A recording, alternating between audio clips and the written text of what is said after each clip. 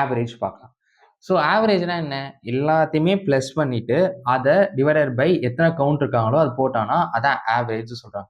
So ஆவரேஜோட சின்டெக்ஸ் பார்த்தீங்கன்னா equal to average range, same like some.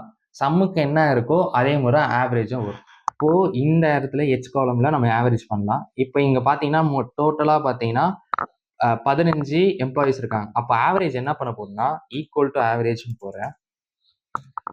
So average என்ன பண்ண போறேன்னா இதை ஃபுல்லாக ட்ராக் பண்ணி எடுத்துடுறேன். ட்ராக் பண்ணி எடுத்து கொடுக்குறேன்.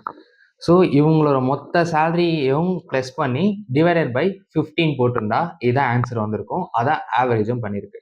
ஸோ நான் இதை வேற முறையே பண்ணி காட்டுறேன் ப்ராக்டிக்கலாக பாருங்க. இப்போ ஈக்குவல் டு கொடுக்குறேன். ஈக்குவல் டு கொடுத்துட்டு நம்ம என்ன பண்ண போறோம்னா மேனுவலாக எழுதலாம். ஓகேவா? மேனுவலாக நான் என்ன எழுதுனா சம்மோட ரேஞ்ச் பார்த்தீங்கன்னா டி காலம்.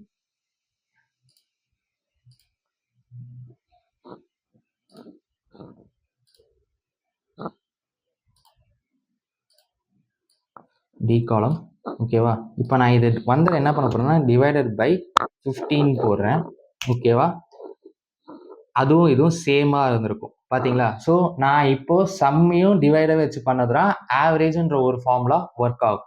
இதை நான் வந்து தனியாக சேல்ஸ் பர்சனுக்கு மார்க்கெட் பர்சனுக்கு ஆவரேஜ் எடுக்க முடியுமான்னு கேட்டால் எடுக்க முடியும். அதுக்கு பேர் தான் ஆவரேஜ் இஃப்னு சொல்லுவாங்க. ஆவரேஜுக்கு இஃபோட சின்டாக்ஸும் பார்த்தீங்கன்னா ரேஞ்ச், கேட்டகரி, திருப்பி range. So same like some if. இப்போ நான் இதை இங்கே இம்ப்ளிமெண்ட்